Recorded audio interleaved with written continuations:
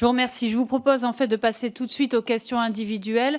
Comme vous avez vraiment un impératif de temps et qu'on est même en train de le dépasser, je pense que vous serez obligé d'aller relativement rapidement dans les réponses.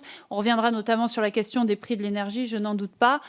Nous commençons par Monsieur Lionel Tivoli.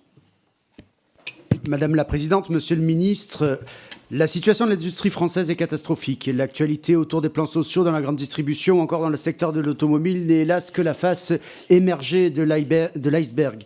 Mais je veux aujourd'hui attirer votre attention sur la situation spécifique de l'industrie du médicament. Sans s'attarder sur le feuilleton du Doliprane, qui n'est au fond qu'un symptôme des dysfonctionnements auxquels nous sommes confrontés, on s'interroge sur l'existence ou pas d'une véritable stratégie du gouvernement sur la réindustrialisation.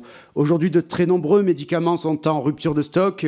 La vitamine B12, par exemple, des médicaments essentiels comme certains antibiotiques anti-inflammatoires, même des anticancéreux. Lors de l'épidémie de Covid-19, le président de la République, à un grand renfort de déclarations tonitruantes, vantait l'exigence de relocaliser la production de médicaments sur le territoire national.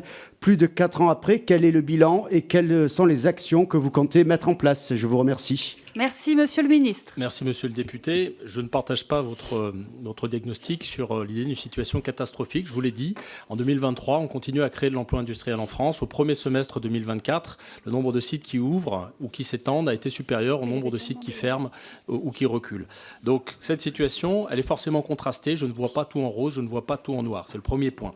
S'agissant du médicament, vous avez raison de signaler que c'est une filière essentielle. C'est une filière qui est exportatrice et qui reste exportatrice dans notre pays. C'est une filière dont dépendent beaucoup d'emplois. C'est une filière qui a été fortement aidée, 7,5 milliards d'euros dans le cadre du plan France 2030 pour les innovations en santé en matière de médicaments en particulier. J'étais en Côte d'Or il y a quelques semaines pour assister effectivement au développement d'entreprises qui se développent beaucoup grâce à ces aides. Merci, je ne peux pas être plus long, j'espère avoir l'occasion d'y revenir. Même là, on a largement non, pardon, on est dans les... Pardon, vous avez raison, c'est moi qui me trompe. J'étais en train de regarder les autres demandes d'intervention. Donc, on a bien tenu les temps. Merci beaucoup.